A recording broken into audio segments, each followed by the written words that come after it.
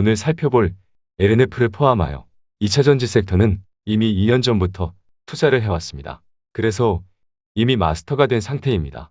같은 2차전지 섹터라고 아무거나 하면 안 되고요. 찐 종목들이 있습니다. 기술적 진입 장벽이 높아 온전히 수혜를 누릴 수 있는 종목들이 있고요. 장기 공급자 우위를 점하며 탁월한 가격 전가 능력을 지닌 종목들이 있고요. 앞으로 폭발적인 수요가 전망되는 종목들이 있습니다. 심지어 수직 계열화를 구축하여 장기 수익성을 확보한 종목들도 있습니다. 이미 최고의 종목들은 선별이 되었고요. 산업에 대한 분석은 오래전 이미 끝났습니다. 그냥 떡상버스에 타면 됩니다. 10배가 올라도 따블을 보러 가겠습니다. 멤버십 가입을 눌러주세요. 안녕하세요. 김떡상입니다. LNF가 1분기 실적을 발표했습니다. 대박입니다. 매출은 5,536억 원으로 전분기 대비 46%나 성장했습니다. 전년 동기 대비가 아니고요. 전분기 대비 46% 성장했답니다. 전년 동기 대비로는 283.1% 성장이네요. 진짜 숫자 천국은 여기이군요. 아찔할 정도입니다. 하지만 영업이익의 성장은 더 아찔하니 멀미약을 준비해야 할 것 같네요. 영업이익은 전분기 대비 88%나 성장한 530억 원입니다. 88% 성장이 전년 동기 대비가 아니고요. 전분기 대비입니다. 전년 동기 대비로는 흑자 전환입니다. 무지막지한 성장입니다. 자비 따위는 없고요. 보유자 입장에서도 감당하기 힘든 무시무시한 성장을 보이고 있습니다.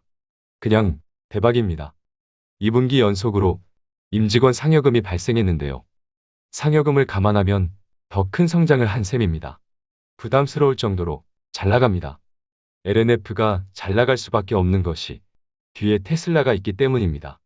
테슬라 전기차는 사고 싶어도 못 사고요. 가격을 올려도 완판이고요. 작년 100만 대 수준의 생산 캐파가 올해 연말엔 200만 대까지 늘어날 예정입니다. 장난 아니에요. 테슬라 최대 수혜주가 LNF입니다. 장난 아니라니까요. 지난 테슬라의 상하이 공장 가동 중단에도 분기별 실적 모멘텀은 지속될 것으로 전망되고 있는데요. 개인적으로 악재가 좀 나와서 싸게 더 살 기회가 있었으면 좋겠는데 너무 잘 나갑니다. 테슬라 상하이 공장의 봉쇄에도 물량이 늘어나고 가격도 상승하고 있다는 것은 뭐죠? 대박이죠?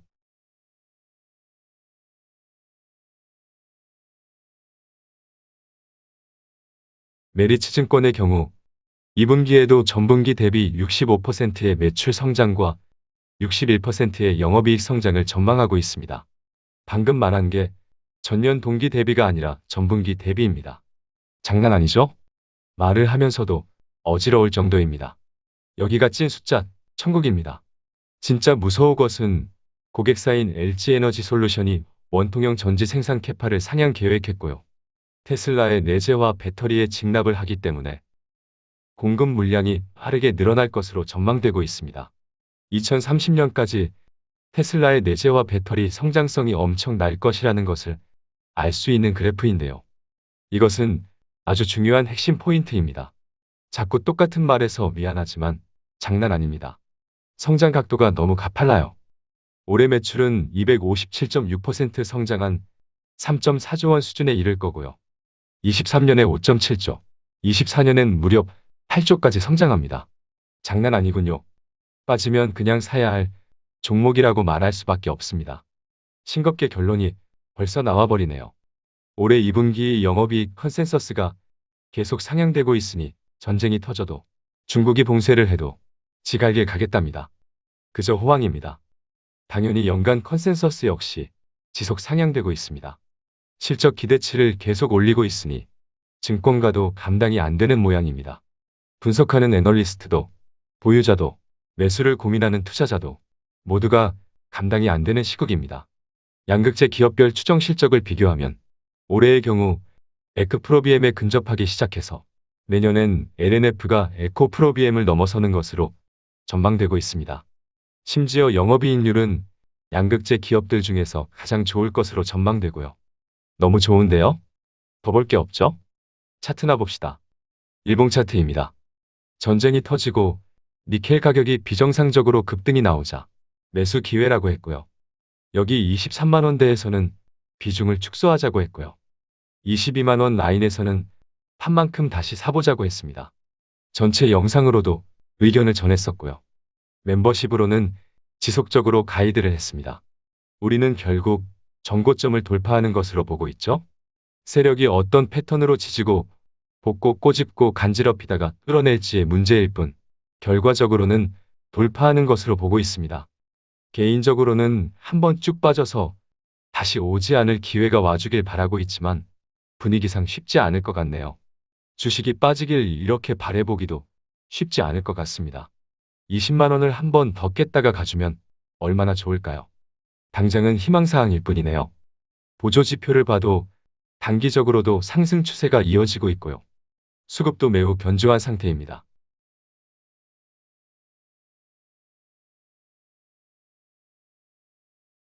결국 전고점을 돌파하는 것으로 보고는 있지만 이번에 돌파할지는 세력의 선택이기 때문에 지금은 보유한 채 상황을 지켜봐야 할 때입니다. 정사고 싶다면 조정 시 한 주씩 사는 수밖에 없고요. 아무리 계속 오를 종목이라고 해도 최적의 매수 타점은 지났잖아요. 분명히 매수 기회라고 했습니다. 22만 원 라인도 강조했고요. 심지어 22만 원도 깼었죠. 20만 원도 깨지면 공격적인 종목 교체도 가능한 거지만 솔직히 기회가 있을지는 모르겠습니다. 분위기가 너무 좋잖아요. 실적도 미쳤고요. 주봉 차트를 봐야겠죠? 상승 추세가 이어지고 있지만 마찬가지로 전고점 돌파를 확인하는 타이밍이군요. 길게 보면 아무 때나 사도 되지만 물리면 쌍욕을 하니 공식적으로는 지켜보자는 말을 할 수밖에 없습니다. 이미 100살까지 살 정도로 쌍욕을 먹었으면 충분하잖아요. 주봉으로 봐도 수급이 확실히 좋네요. 월봉 차트를 봅시다. 얘가 이 시대의 주도주네요. 감당이 안 되는 녀석이 바로 이 녀석이군요.